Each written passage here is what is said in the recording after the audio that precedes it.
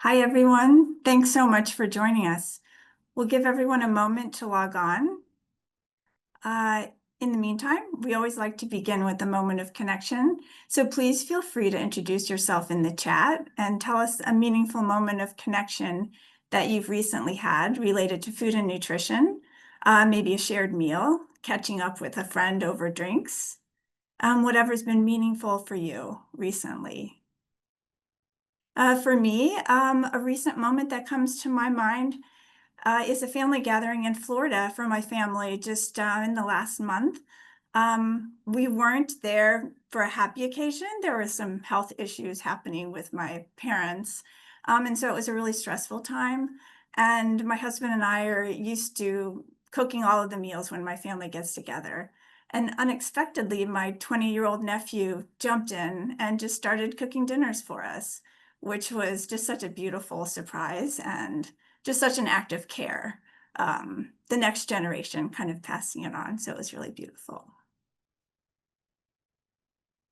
So thank you for adding to the chat. We're seeing so many great people adding these stories of connection over food. Please continue to add. It's wonderful to read these stories. Great. So welcome, everyone. We're going to get started.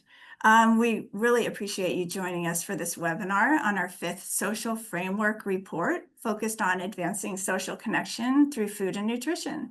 My name is Frances Kraft, and I'm the Director of Research and Practice here at the Foundation for Social Connection. Before we begin, I want to take just a moment to express my thanks to our dedicated subcommittee, who you'll meet here today. Along with our subcommittee, we had contributors and reviewers who generously volunteered their time and their expertise to inform this work. This report subcommittee of experts included Dr. Uche Akobundu, Mara Gallick, Uche, first of all, from the Meals on Wheels America, Mara Gallick from the National Association of Chronic Disease Directors, Julia Logan LeBeau from One Table, Stacy McDaniel from YMCA of the USA, that's a tongue twister, Dr. Amy Bentley from New York University, and Dr. Catherine Hanna from Queensland University of Technology. I'm also very grateful to our incredible team who brought this report to life. Prashir Pasricha, who's here with us and will facilitate our panelist conversation, Varnika Burla, Ashley Kronbach, Finley Blair, and Shannon Fivigel. To set the stage for today's conversation, I've outlined our agenda here. We were excited to see from registration information that we're welcoming a fair share of new faces to our work. So I'll begin with a brief background on the foundation and our social framework. After, my colleague and report co-author Prashir will provide an overview of our food and nutrition report. Lastly, we have a great panel discussion for you with experts who are putting these strategies into action, and also time for audience Q&A. To cover a few housekeeping items, please feel free to continue connecting in the chat. However, if you have a question you'd like to pose specifically to today's speakers, we kindly ask that you use the Q&A feature, and we will do our best to answer them. Additionally, we're recording this webinar, and we'll send the recording as well as links to all resources mentioned today in a follow-up email. So to introduce ourselves, the Foundation was founded in 2020 with the vision of a society where social connection is at the heart of how we live. Our mission is to advance connection nationwide, rooted in evidence for our collective well-being. In addition to translating research into practice, we also create long-lasting partnerships and convening opportunities to build the field. And through our storytelling and communications work, we're shifting the national narrative on social connection to one that acknowledges evidence-based messages and uplifts inspiring community stories. Guiding all of our work is the systems of cross-sector integration and action across the lifespan or social framework, created by our Scientific Leadership Council Chair, Dr. Julianne Holt-Lundstad, and depicted in this diagram here. It forms the foundation of our theory of change, that everyone has a role in advancing connection, and it serves as a roadmap for our research, helping us explore how social isolation, loneliness, and connection impact each sector of society at every level of influence and across the lifespan. This systemic approach allows us to identify effective strategies, policies, and knowledge gaps that require further exploration. At the center of the framework is the socially connected human, representing the individual level of influence. Stakeholders at this level have the power to influence individual behavior. Then moving outward, there's the interpersonal level, the relationships between individuals that can influence behavior. Organizational entities with the power to influence organizational culture and practices. Community, entities that can bring groups together outside of any one organization. And lastly, societal entities that are able to set or shift societal norms, systems, and policies. Surrounding the circle are sectors of society, with all of those dotted lines symbolizing opportunities for cross-sector collaboration and solutions. To date, we've explored 7 of these sectors: health, education, work, employment, and labor, the built environment, comprised of housing, transportation, and environment, and today's focus, the food and nutrition sector. Finally, the arrows illustrate themes examined within each report. How can we address social connection for individuals of all ages? How can solutions be inclusive, equitable, and accessible to diverse populations? And how can we strengthen the evidence base or optimize strategy implementation? To dive deeper into this latest report, I'll now pass it over to Prashir. Thank you so much, Francis. Hi, everyone. My name is Prashir Pasricha, and I am an Associate Program Manager at the Foundation for Social Connection. And like Francis mentioned, I had the pleasure of working with today's panelists to bring the Food and Nutrition Report to life. I have to say it's really heartwarming to see all of the messages you all have been sharing in the chat and to see some familiar faces and some new names as well. So please do keep sharing those stories of connection through food and nutrition. I want to start off getting into our latest report by establishing what we mean by the food and nutrition sector. In our report, the food and nutrition sector encompasses the full range of systems, environments, programs, and policies that are involved in the growing, processing, distribution, marketing, preparation, consumption, and disposal of food. And the focus really is on how these elements, when they're designed intentionally, can be leveraged to reduce social isolation and loneliness and strengthen social bonds across a wide range of settings and populations. And so with the report, we aim to empower readers to, 1, describe and understand the power of food systems as interconnected stakeholders, environments, and processes that shape our lives. And that includes how food is produced, distributed, prepared, and consumed across various settings, whether that's institutional, community, or informal. The second is to identify how food and nutrition can either support or hinder opportunities for social connection. That includes the accessibility of food programs, as well as policies that shape where and how people gather around food. And finally, to apply and learn from promising strategies and examples for increasing social connectedness through food-related built environments across those multiple levels of influence, but also tailored to the roles of various stakeholders, including public agencies, community-based organizations, and practitioners.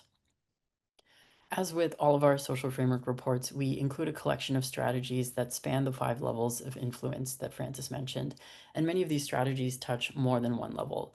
For this sector, 6 strategies emerged from the literature with promising effects on social isolation, loneliness, and connection, but also related indicators like social capital, social cohesion, sense of community, and belonging.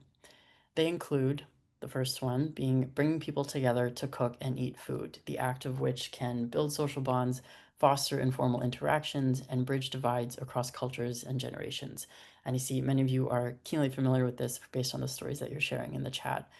This can happen in private spaces like homes and restaurants, but it can also bring people from different backgrounds together in community spaces like libraries, churches, and parks.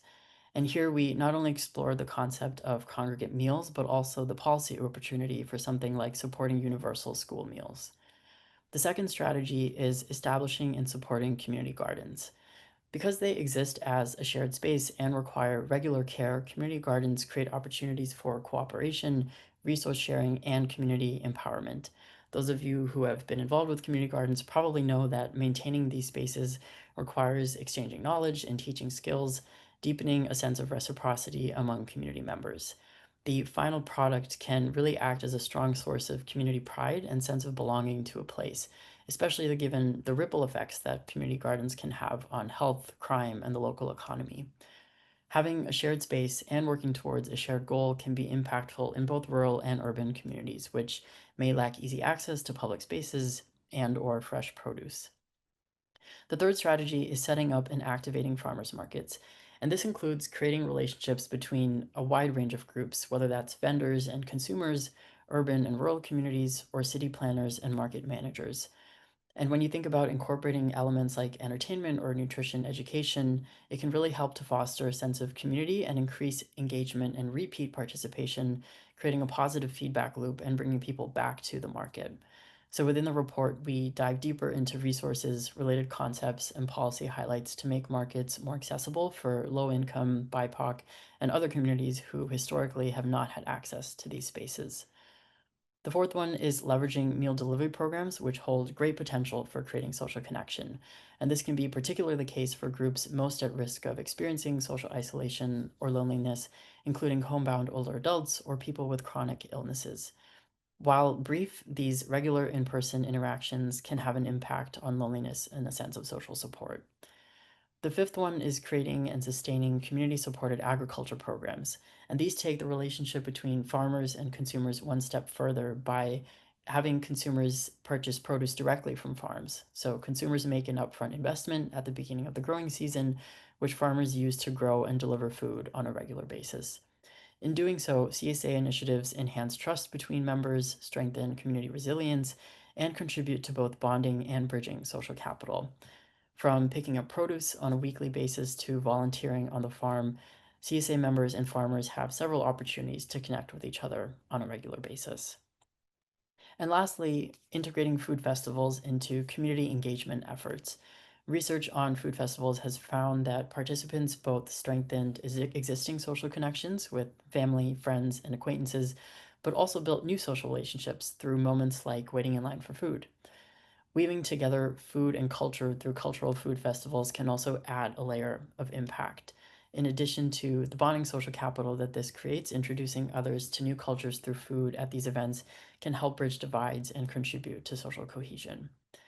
You'll see that we also have 4 strategies in the lower half of the table, and these are our multi-solving strategies, or strategies that support the implementation of the 6 strategies above. And they include providing opportunities for volunteering and mutual aid throughout the food system, designing for opportunities to connect through food in the built environment, establishing cross-sectoral partnerships that bring together various components of the food system, and promoting policies that provide funding for food and nutrition-based initiatives, ensuring sustainable access to healthy foods. I really encourage you all to continue exploring the report, which has many more related concepts and policy highlights, as well as examples of communities across the country that are bringing these strategies to life. We also present cross-cutting themes, perspectives, and reflection prompts to consider when developing and researching and implementing some of these approaches, as well as a table of key stakeholders that we've identified as best positioned to influence this work.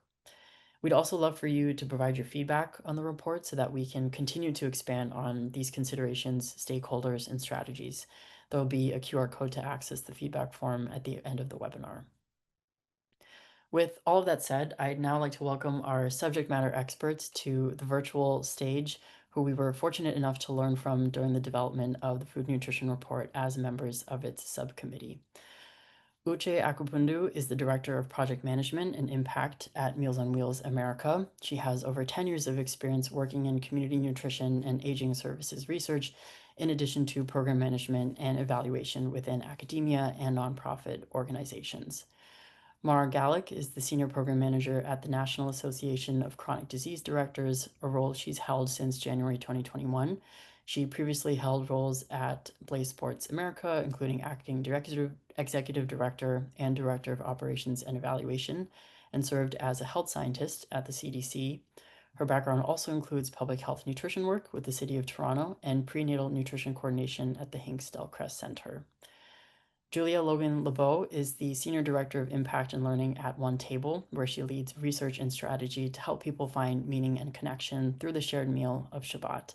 At One Table, Shabbat is more than tradition. It's a weekly invitation to slow down, gather with others, and elevate an ordinary meal into something special. Julia brings a background in education, workforce development, and design thinking to her work, always centering people, purpose, and joy. And last but certainly not least, Stacey McDaniel is a nationally recognized nonprofit leader and anti-hunger advocate, serving as the Anti-Hunger Initiative Specialist with YMCA of the USA.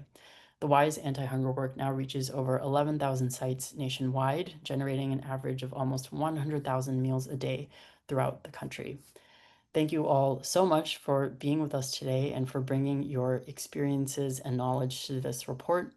So how this part will work is that we'll start off with a few questions from our end and then open up the virtual floor to questions from those of you who are joining us in the audience.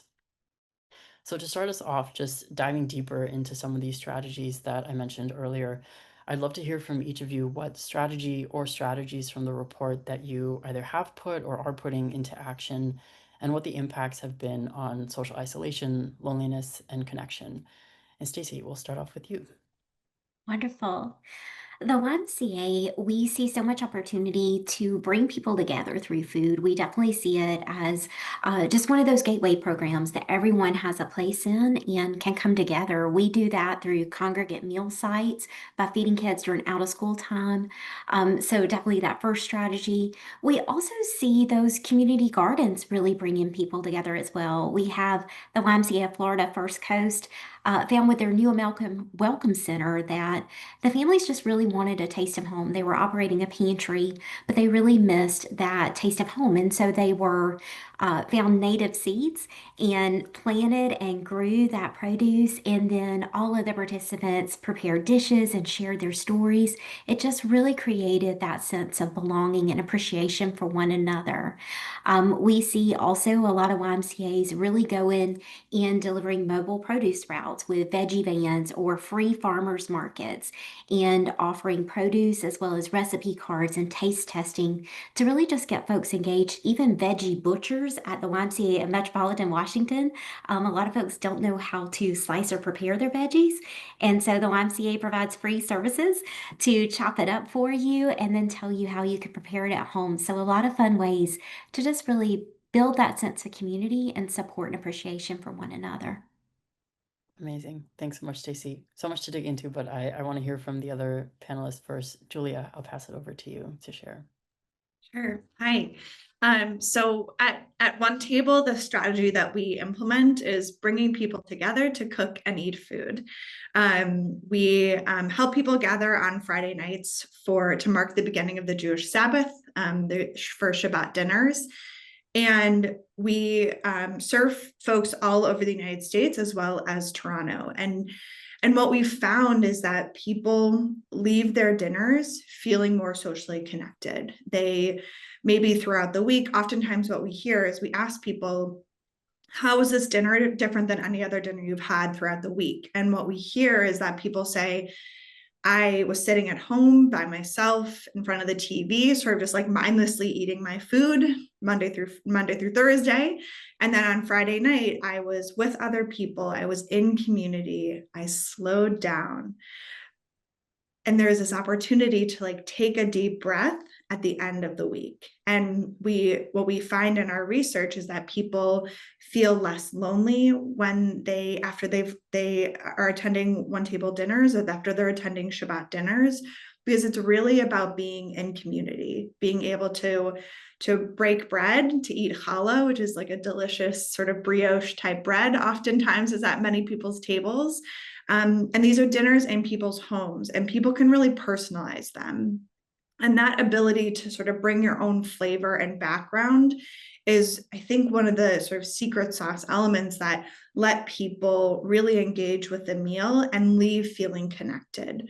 There's also sort of a sense it's ritualistic. There's, special Jewish rituals that you do to sort of mark this as a special time. and the opportunity to connect with people and share in culture, because we have Jews and non-Jews at the table, being able to share culture and share religion also really helps people connect over a delicious meal. That's beautiful. Thanks, Julia. And I think the piece you shared around what folks are doing from Monday to Thursday aligns with, the stats that we've seen around eating alone in the US and trend. So it's great to see how you're breaking that through your work. Thanks for sharing. Uche, over to you. Sure, it's a pleasure to be on the panel with distinguished colleagues here to talk a little bit about Meals on Wheels. Many of you on the line are from Meals on Wheels programs or familiar with the work. We do employ across our network many of the strategies noted in the report, but really want to center the conversation today on interventions around social connection in particular. So one of the best ways to fight loneliness for older folks is through real and meaningful connection. And so that could be a moment of discussion, conversation as meals are being transacted, passed at the door. And these moments of connection, while small, as Prashir noted earlier, really help folks feel safe and healthy in their own homes. According to a recent survey of our membership that we just completed, we know that so many, nearly 97%, offer opportunities for their drivers to be trained to keep an eye out for seniors and monitor their general health and well-being. Nearly all of our members across our national network provide social connection services for clients. And this is either during meal delivery, when folks are gathering for a community dining or congregate meal. This could also be during services provided such as friendly calling or friendly visiting. I'm going to take a minute to talk a little bit about what these are, just so that we're all clear. Friendly visiting is a simple phone call that is purposeful, intentional to an older adult to make sure they're being connected virtually by phone. We find that through our research available on our website, that individuals who receive these services, about 53% of them report feeling more socially connected. Another type of social connection service is friendly visiting, and it's exactly as it sounds. Individuals come to the home of the older adult and provide a meaningful connection in face-to-face. We find that 78% of home-delivered meal recipients who receive this service find this to be impactful and effective. You may not know that Meals on Wheels programs also offers pet assistance for individuals who many of whom live alone, and their only source of family and connection is their furry companion. Pet assistance, we have found through our research, has been able to impact the lives of 98% of individuals who receive it, so that they report feeling that much more socially connected when they're able to receive either veterinary services or pet food from the Meals on Wheels program. So these are just a sample of different interventions that are evidence-informed, practice-based, that can really provide an impact for seniors. Thanks so much, Uche. It's been great to see all of the research and data backing the work, and also to see how there was a recognized opportunity for social connection, how that's been built into Meals on Wheels work. So thanks for sharing that. Mara, over to you.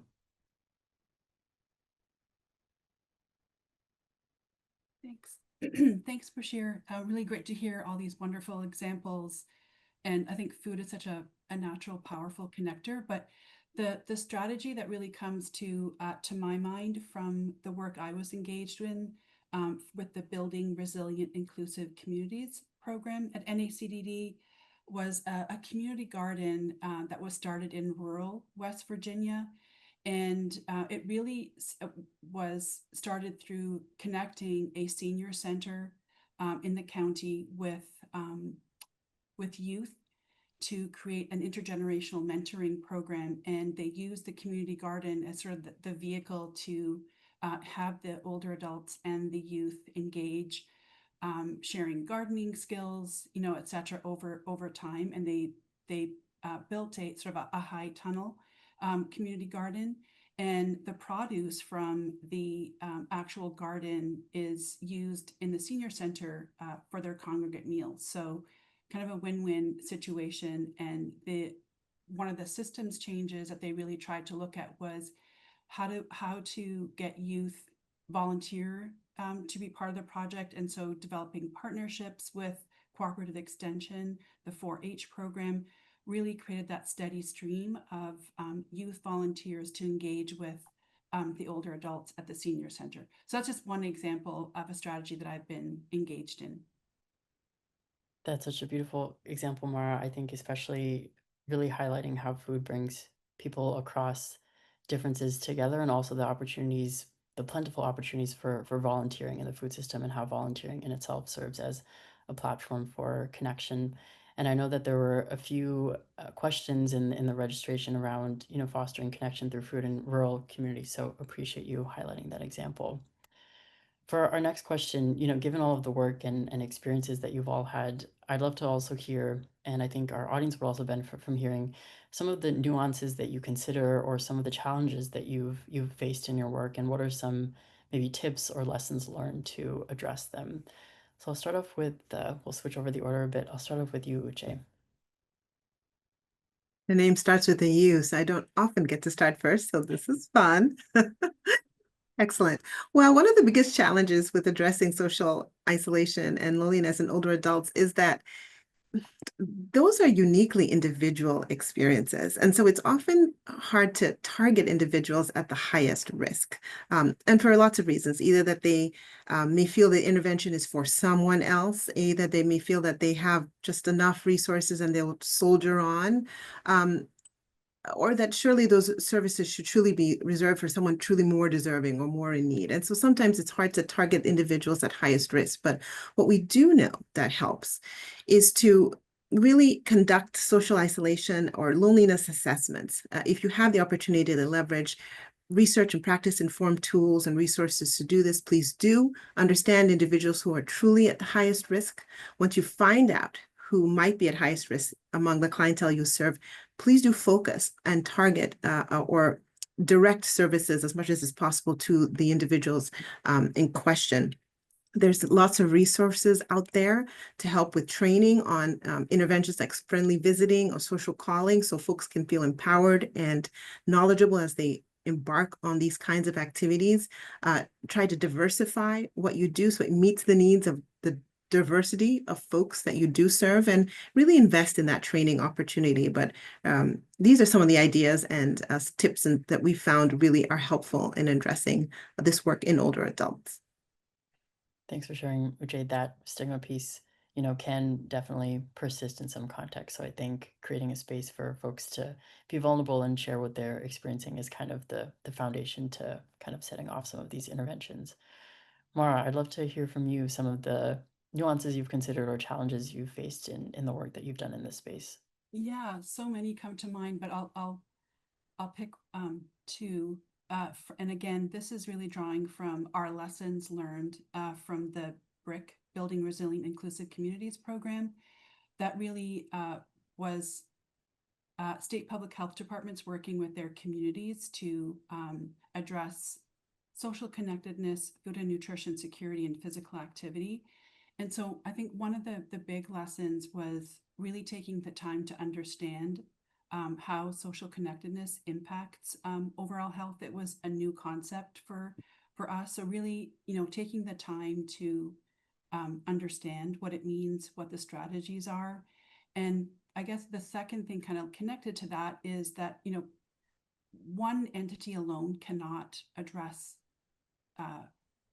social connection, even within food and nutrition, and that it really takes cross-sector partnerships, which I think we've really highlighted in the report, at various levels to impact not just at the individual level, but systems change.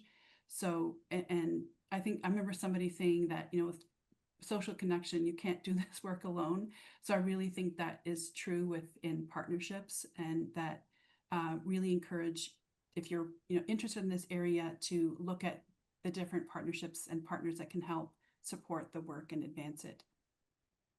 That's great. Thanks so much, Mara. Definitely the cross-sectoral partnerships is one of the reasons why we wanted it to be kind of one of those cross-cutting strategies. And I think also seeing that reflected in the social framework in terms of all of the levels of society and all of the sectors that are involved in building more connected communities.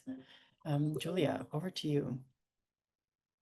Yeah, thanks. I really appreciate this question. I think a lot of my themes sort of are echoed in what Uche shared.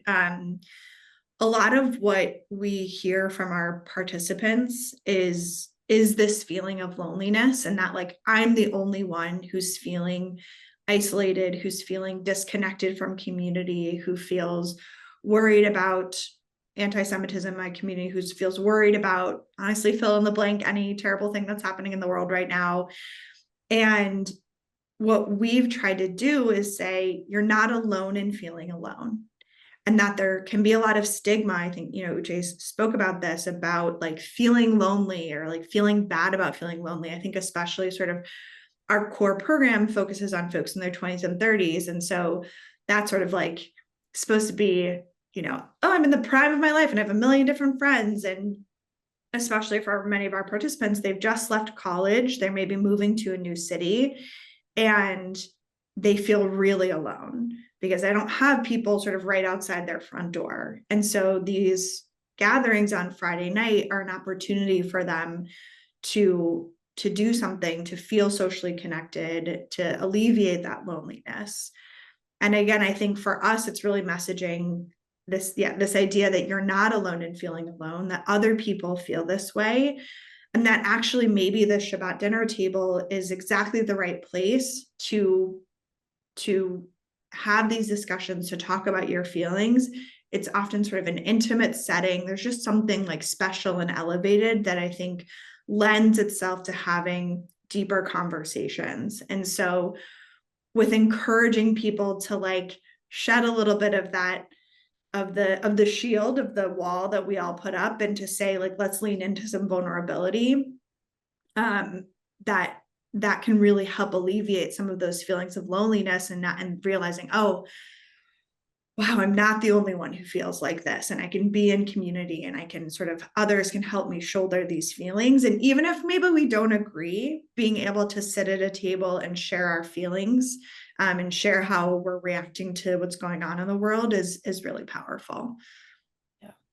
And I think one thing I love about the work you're doing through One Table, Julia, is recognizing that, at least in an ideal where food nutrition can be such a low barrier way of addressing that stigma and fostering connection. We all, need to eat food every day. And so this is just a way about thinking about how to make it a more connective and relational experience. Stacy, I'd love to hear from your work and the work from the Ys that you work with across the country, some nuances and challenges that come up for you and how to address them. Yeah, I think one of the biggest challenges around this work is we've talked about, right? This can be a piece that carries a little bit of a stigma. It feels alone. When we talk about nutrition insecurity too, there's a lot of blinders that we wear and misconceptions. People believe that hunger exists, but not in their own communities. A report from our colleagues at the Food Research and Action Center said 74% of us believe that hunger exists, but not in our own community. But the fact is, hunger is in every county in the United States. We know that it's there, and it does carry a stigma, as Julie mentioned, both social isolation and hunger. So we have to be sensitive to that. And so I want to go back to Mara's point that really that landscape assessment, we're not alone in this work either. What other supports are in that community that we could really be social weavers to pull together to create a more cohesive support system, utilizing the resources that are there to help connect, help not only bring people together for nutrition support, but creating those moments of connection. We've just had to be real intentional too. You don't have to start from scratch. If you're hearing all this work and assessments and all the things, look at what's already there and what can you complement and enhance versus just starting over. Even sometimes the language we use can really change the conversation. We found for our teen meal programs, when we really emphasize our activities that we're doing at the YMCA and advertise complimentary meals, that it brings more teens to the table, right? It removes that stigma. And we see, I don't know if you've driven by a bus stop lately, but you see a lot of individuals on their phones even though they're within proximity of each other, they're very isolated. So how do we create that safe space and time to put down the phone and have all the kids in basketball, all the kids in youth and government or music, whatever it can be, come together and connect with one another and have those conversations? And that also goes across right from cradle to grave. We see as well a lot of, not as many families are having those meals around the table. So how can we provide that for children in our care? We have volunteer grandparents who can come in and share a meal with the kids and have that conversation and create that positive role model as well, and just opportunities. Even some of our nutrition support, we found in our child care centers that regardless of income, all parents wanted support on helping their children eat healthier. We saw the YMCA of Southwest Florida actually create a parent group, and the parents not only had nutrition lessons together, but they actually created a baby food making, and they co-opted. They were sharing and organizing where one family was creating, but it was really that connection that they had felt so isolated and alone, but to come together over this common bond of food, nourishing your child was really an opportunity to connect for them. So many great examples, Stacey, and I think one theme that I heard keep coming up in our work putting together this report, and I encourage everyone to kind of look more into how the Y has really built these cross-sectoral partnerships and looked at what partners exist in the community and how they can be woven into this collective effort to ensure food and nutrition access for everyone in the community. It's something that really brings people from all backgrounds and demographics together. It's a great cause to come around. For our final question, it's based on a theme that we heard from a lot of participants in registration, is this theme around building support and how to build support. And that can look like mobilizing participation or instilling hope, securing and using funding, or engaging policymakers. And so, especially given the complex moment that we find ourselves in, I'd love to hear from you all what advice you would give to those who are trying to move this work forward in their own communities. Maybe Julia, I'll start off with you. Sure, thanks. I think part of this is, and I loved reading through everything, the organizations you all are from, and I'm positive that right now, if I said, think of 5 people that you would pick up the phone and call and say like, all right, I got an idea I want to try. Like those 5, start with those 5 people, like who are the leaders who can like help you disseminate something into your community? I think that's a really good place to start. And then I touched on this a little bit, but I think part of why we've been so successful as organizations, we've been around for 10 years, we've had over 1 million engagements, is that we provide structure. We're able to share. Of course, there's a structure of the week of the Jewish Sabbath of Friday that we got to inherit from the wisdom of Judaism, but the structure that we provided to say, host a meal, invite your friends, like we provide a platform, we provide the support, and then we say, but what you fill that container of Shabbat with, of Friday night with, is up to you. We'll provide resources. We can say, here are some tools, here are some ways to do it, but really leaving it up to folks for that sort of DIY, right? Do it yourself, the personalization. And that's what I think really leads to success, is when people feel like they have agency and ownership over the experience that they're participating in. And I think especially, people in our program, for example, are like, I don't know how to cook for 10 people. Like, great, let's give you resources to cook for 10 people. Or I've really been wanting to try this recipe. Great, let's share a recipe with you. Or I don't remember how to do these certain rituals or blessings. Great, here's how to do them. Or here's another way to do them. Or here's a poem instead if you don't want to do a certain blessing this week. And so really thinking about like, what are the aspects of a program you're trying to launch where you can say, all right, 5 leaders, I'm going to call you up. Let's get to the table, share a meal, probably, at least some tea. And then let's, kick this off. And then really thinking about how you can personalize it so that people feel like they have agency and ownership over that experience to keep it going and to really grow. I love that, Julia. And I think what I'm also hearing in, how these dinners come together is like a real sort of asset-based or gift-based approach. Like everyone has so much that they can contribute to a meal, whether it is cooking, chopping, preparing the decor, performing the traditions. And so everyone has different skills that I think if they're sort of just tapped into or called on to bring up, can create for a really beautiful experience at these dinners. So thanks for sharing. Stacey, any sort of words of advice or hope for those who are trying to move this work forward? You know, my favorite quote is from Margaret Mead, and it's never doubt that a small group of thoughtful citizens can change the world. Indeed, it's the only thing that ever has. And for me, I think there is so much power in our collective voice, and that starts right on the front lines. So many times we see when we talk about policy and advocacy, we think, well, that's the CEO's job. No, it's our job. I just encourage us to empower all of our frontline providers. Use your voice, tell your stories, invite elected officials to come visit and see these programs in action to garner their support. Seeing is believing. And we all have that power within us to engage folk, create connection, but then also to drive that policy for support to help support this work for addressing social isolation and loneliness, and also, of course, nutrition access.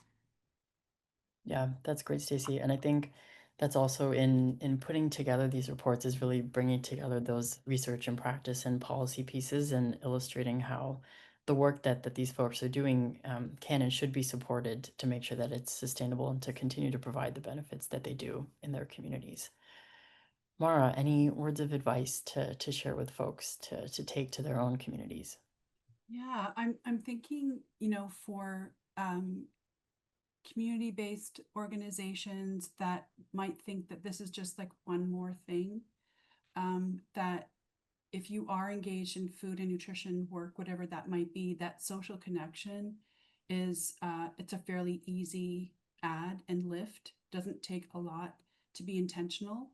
And that would be my advice, is to kind of look at your program of ways, or even your policy or how you're implementing something, of how you can easily integrate social connection to create more of that within what you're already doing, instead of creating something standalone. Yeah, that's beautiful, Mara. And I think what's kind of exciting about tapping into something like the food system is that it is so expansive. Those activities that I mentioned, all the way from growing, processing, distributing, even waste disposal, and how volunteering can show up there. Like, there are so many points to tap into to make a more connective food system. So that's a great piece of advice. Before I go to Uche, I just want to remind everyone that we're heading into the Q&A section of the webinar. So if you have questions that you'd like to pose to our panelists, please feel free to drop those in the Q&A panel, and we'll be sure to get to them. But Uche, I'll pass it over to you to share any words of advice that come to mind for folks to bring to their local contexts. Sure. I'm in the luxury position of just saying ditto to everything that has been already said. It's all fabulous. I will just acknowledge folks piggybacking on Mara's comments, though, because we are all busy and there's just not enough time in the day. But I would say just start small, start in any way.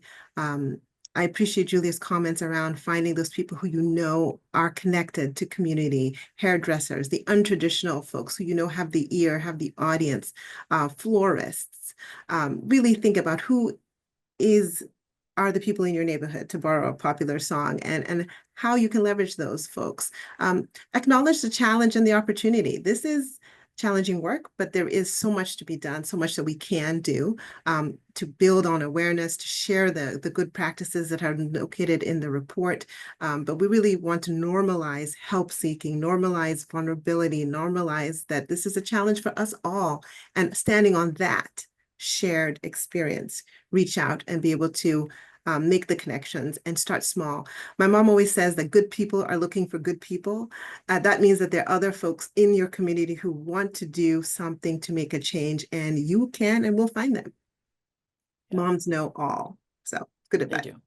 Lots of great wisdom in moms. Thanks for sharing, Uche. And I think just, to Julie's point about people are not alone in feeling lonely, I think people are also not alone in wanting to do something about it in their communities. And it's about making that first ask and seeing what resonates and what comes back from folks. Awesome. I'm just going to turn to the Q&A. And again, please feel free to keep dropping in questions there. I see one that came in from an anonymous attendee saying we have senior centers that we oversee. One senior center does well with socializing. However, there are not much of participants who eat at the center for a variety of reasons. Is there a way to leverage our already existing social connection to increase meal participation? I'll open that up to anyone in the group who feels called to address that. Ooh, thanks so much for the great question. I'd like to take a different tact on this one, if I may. Consider that the senior center in question is a consultant, and the individuals, the seniors who participate, are hiring that senior center to fulfill a job, which is for social connection. So they have a job to be done at that center and that place. And so I think it's important to engage the individuals who aren't coming to find out what it would take for them to hire the senior center, if you will, to fulfill that job to be done, which is connection and community.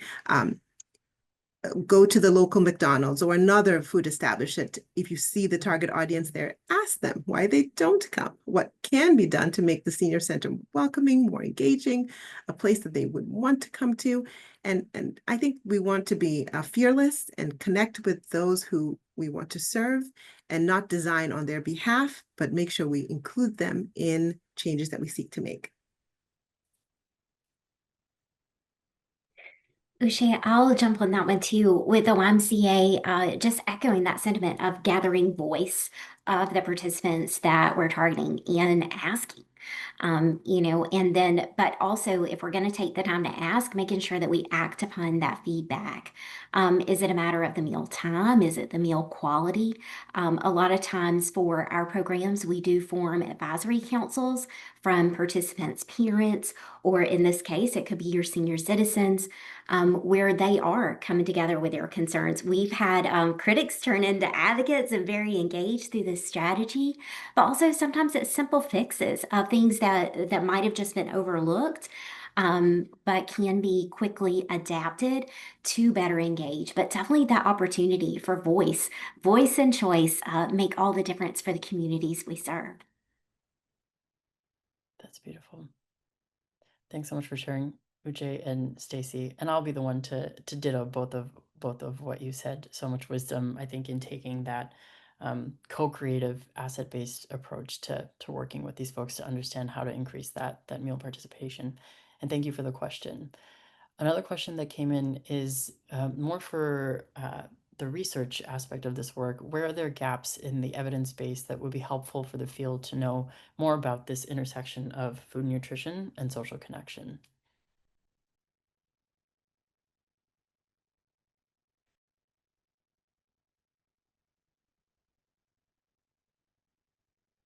And I'll open that one up to anyone as well. I'll also just preface by saying that we also do have a section in the report where we do highlight some research gaps that we identified through our literature review and working with the subcommittee and the reviewers, but also want to create space for anyone's that folks want to highlight with those on the call today. It's a great question. And yes, there are certainly encourage folks to look at the report and consider the actions noted there. And if there are other researchers on the call today, please submit your own identified gaps in the research so that we can continue to grow this collective work that we're doing together. I think we can't know enough about the experience of diverse individuals with the interventions that are identified. So many of them are indeed practice informed and research, evidence-based, but they play so differently in different communities. And I think being able to apply these interventions in community, in as diverse populations as possible, with as many so that we have the power to understand how they are received and impacted on the lives of individuals. That is always perpetually a gap that we encourage folks to attend to. Thanks, Uche. Anyone else have any thoughts on research gaps to share? Okay, great. I completely agree with that one, Uche. I think it's just a testament to the fact that this work is not one size fits all. And so, connection is meaningful and impactful for different groups in different ways. And so I think there's always more to be done in that aspect. And I'll also just uplift some of the gaps and implications for research that we identified in our report. One being kind of the effectiveness of private sector actors nudging consumers towards connection when they're purchasing or ordering food. So, some of us may be familiar with self-checkout machines at grocery stores, for example, and how those have kind of designed out a moment for connection. But there are some grocery stores who have launched sort of chat checkouts or chat corners, and those are explicitly designed for people who are coming to the store and looking to connect and just have a moment of conversation with their cashier. So getting a better understanding of the effectiveness of those types of interventions. There's also food and grocery delivery services who, in some ways have kind of designed out this need to enter a grocery store or restaurant altogether through things like contactless delivery. But then there are, ways to make that process even more relational. For example, when you're ordering food for groceries at checkout, is there a way to offer a party planning option to think about how you can create more connection around food? And so there's been, different proposals and different efforts from the private sector to kind of nudge us as we're ordering or purchasing food. So getting a better understanding of the effectiveness of those. Another area of research that's of interest is kind of the impacts of diet culture, which can be impacted, especially by the proliferation of semaglutide medications in recent years on social eating, and just recognizing that those can kind of have mixed effects just in terms of how willing people are to show up in social relationships around food, but also that changes in confidence might increase their willingness to participate in food-related social events. And so there's kind of this mixed evidence on the impact of weight on social isolation and loneliness. And so developing a better understanding in that way. Another area that we identify in the report is kind of just the directionality of the relationship between food and social isolation and loneliness more broadly. A lot of the research that's been done in this space is more cross-sectional as opposed to longitudinal. And so it's difficult to identify kind of the cause and effect relationship between these two areas. And so there's hypotheses for food having an impact on social isolation and loneliness, but also social isolation and loneliness having an impact on food and our eating habits. And so just better understanding the dynamics between food and nutrition and this work of building social connection. And then the final one that we identify in the report is the relationship between food and nutrition, and particularly social isolation and loneliness among children and adolescents. In the report, we talk a bit about the benefits of school lunches, for example, for social connectedness. But largely speaking, the literature on food and nutrition and social connection is sort of more concentrated among older adults. And so particularly given the rise of social media and things like food influencers, it is important to understand how younger generations, for example, are using technology to connect or disconnect with their peers in the context of food. Some of you may be familiar with this concept of mukbang, which is essentially this internet video phenomenon where individuals eat food while interacting with their viewers. And so developing understanding of what is the impact of something like that on social isolation and loneliness. Even though there is a lack of direct connection, some viewers who participate in that do report feeling less lonely, and it feels like they're having dinner with someone and kind of helping foster that virtual community. So I just wanted to spotlight some of those research gaps that were identified in the report. I'm just turning back to some of the questions that have come up in the Q&A. One is around the role of culture. So recognizing that food and food traditions are rooted so deeply in culture, how do we set up culturally sensitive ways to create connection around food? And if any of the panelists could share specific examples on that. Thanks for the question, Medha. I was really excited to see. I mean, I've been excited about all these questions, but I was like, all right, this one I feel like I can speak to.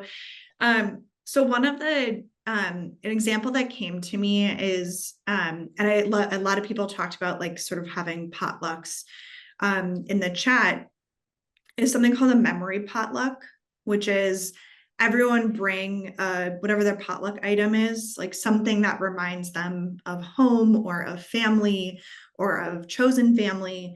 And it's an opportunity then for everyone to go around and share like what it is they prepared, why they prepared it.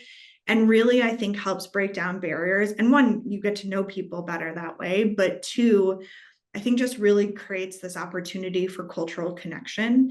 Food, I think, is so accessible, because you could maybe live somewhere where you don't have direct access to a certain culture or community, but you can find a recipe and try that food. A really wonderful resource that I want to highlight is called the Jewish Food Society. And one of my favorite things about all the recipes that they have on their website is they take you on a journey. They say this recipe started in Italy, and then it moved to what's now Israel, and then moved to New Jersey. And like, they show you this sort of journey of where the recipe has come from and how it's shifted over time. And sometimes we'll include family photos. And it's this really beautiful way to understand, like, oh, this spice that I wouldn't typically have thought of as Jewish actually is because of this journey it made through these different communities. And so really a wonderful opportunity to sort of learn about different cultures and communities if you just dig a little bit more in using resources like the Jewish Food Society. I think there's just something that's really special about being able to access community through food, and a way to celebrate different communities, especially again, if you don't have sort of direct access to those communities. It's a way to explore and learn, and like the five senses that are involved in cooking and eating, I think really lend itself to being able to have some closeness to different cultures and communities. Those are some really beautiful examples. Julia, thank you for sharing. Stacy, I saw you come off mute. I really love this question too, and the fact that you asked for some really specific examples. I can't think of a better one than the YMCA of Boston. They are just doing such intentional work. So they have mobile markets. And sorry, I'm not able to share with everyone. I put it in the host and panelist box of a link. But they do mobile markets in different communities. So they're taking fresh produce, the truck, the side rolls up, baskets pull out. But what they found was that each community that they're stopping at desired different foods. And so, again, it was that community voice having those conversations up front. What are some things that you really like? What are some staple items that you enjoy cooking with? And then they set those up. So, lemongrass at one site, plantains at another. It was very specific. Even at their children's meals program, they had conversations in one community. The families really wanted halal-based foods, and so they actually contracted with a local respected restaurant to vend those meals that they trusted were prepared in this manner. So really being very intentional about how we are working this. I know our YMCA of Detroit as well was looking for some easy solutions, and for them it was setting up spice bars. They had a lot of different languages being spoken at one site, different cultures. And so they had spice bars where the food was there, and then you could spice it up according to what you wanted on it. And it was very different for different teens coming to that site, and such a fun way to also respect their burgeoning taste buds and different appetites to own their own food and be in control. So just another one of really having that conversation and respecting the communities that you're served. Food is so important, and for it to be something that you relish and enjoy is a critical component of this work, and definitely helps people feel like they are connected and it's just at their roots. Wonderful. Thanks, Stacy. Mara, I saw you come off mute as well. Just, I know we're short on time, just really quick. I think I couldn't say it better than the example Stacy gave, but if you're leading this work, I think the only way to show up is being curious and with cultural humility. And I think that as your North Star will be your guide to creating including culture and respecting other people's cultures in the food ways that you're, organizing around food. Beautiful. I think curiosity is a great note to end on. Thanks so much, everyone, for taking that question. I am going to get into our closing announcements now, and I apologize that we weren't able to get to all the questions in the chat and the Q&A panel, but thank you so much for sharing them. And thank you all to our panelists for sharing your insights and strategies with us again.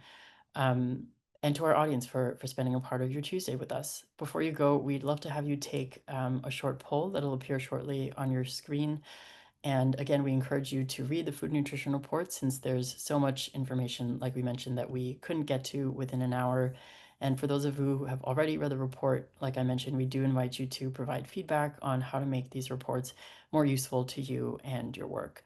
Lastly, we invite you to stay connected with us by signing up for our weekly newsletter, where we share research, community examples, some of which you heard on the call today, upcoming events, and other resources from the field. And if you're interested in storytelling and movement building around this work of social connection, do check out and apply to our new ambassador program. And you can find more details on all of that through the QR codes that you see on the screen. Thank you so much, everyone, again, for joining. Thank you to our panelists and everyone who's a part of bringing this report together. We look forward to sending out the recording and all the resources that were mentioned with you all. And with that, have a great rest of your day. Take care, everyone.